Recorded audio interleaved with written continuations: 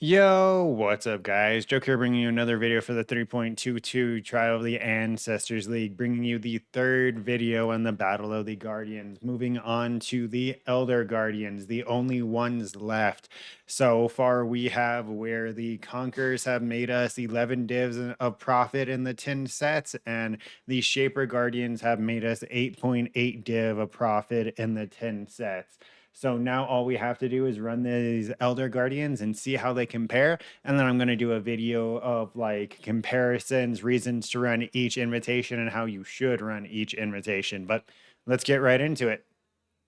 All right, and here we are after the 10th invitation. As you can see from this loot tab, it's significantly less than the other two, and you may see something rather interesting. Most likely the fact that there is no maps that dropped. I don't know if there's some kind of bug or if it doesn't count Elder Guardians as a map boss or what, but it seems like you can't drop awakened gems or influenced maps from Elder Guardian bosses, which is really weird. I don't know if that's a known bug or what. It made me go back and double check and make sure that I didn't have singular focus allocated somehow because I was just dropping no maps. So if you're going to run this strategy, you're going to have to go ahead and take out all the points for destructive play. You'd actually really want to take out all these points and put them somewhere else because there's literally no benefit for them in the Elder Guardians because they just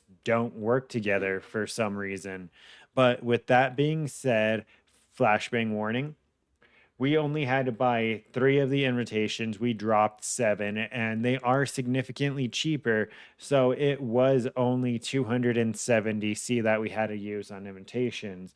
So that plus the initial 3 divines that we had to put in, it left us with 10 divines of profit. So in the middle of Shaper Guardians and Conquerors. However, since there is no RNG in this, there is a little bit because of the invitations dropping awakened gems and stuff like that.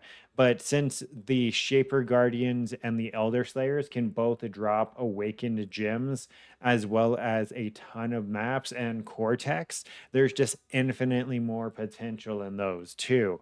However, with this being the easiest set of bosses, like these are by far the weakest guardians. They're the easiest to kill. They take a little bit longer because they phase, but besides that, it's going to be the most consistent loot as opposed to where the RNG can come in the other two, where I got like the Cortex for the Conquerors and the Awakeners orbs, and for the Shaper Guardians, where I dropped the Awakened Void Manipulation, right? The chances of you dropping Awakened Gems in this is significantly less. So it is going to be a good middle ground, consistent profit, but it is going to have almost no RNG in it. The loot that you get from this is going to be mainly just the Elder fights and the Maven fights.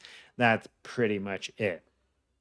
All right, but that's pretty much it. I'm going to have one more video on my final thoughts about which invitations you should be running and the pros and the cons of each invitation.